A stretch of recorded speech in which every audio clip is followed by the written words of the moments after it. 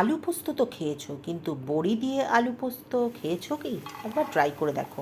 মাখনের মতো নরম আলু, ক্রিমি পোস্ত, আর তার মধ্যে মুচমুচে করে ভাজা লাল লাল বড়ি, আর সাথে চাই গরম গরম ধোয়া ওঠা ভাত। ঘটি হোক বা বাঙাল, এর স্বাদে ঘায়েল হবেই হবে। প্রথমে মুগ ডালের বড়িটা ভেজে নিয়ে তুলে রেখেছি।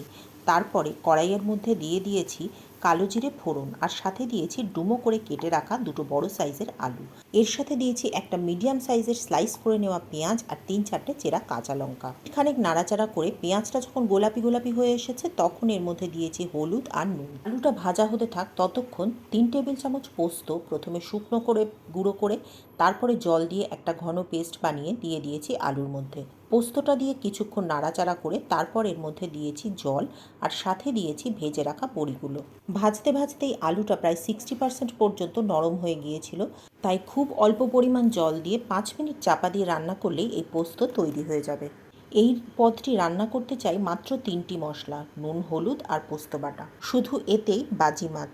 প্রতি রবিবার ভাতের পাতে এই পোস্তটা থাকা আমার বাড়িতে ম্যান্ডেটারি।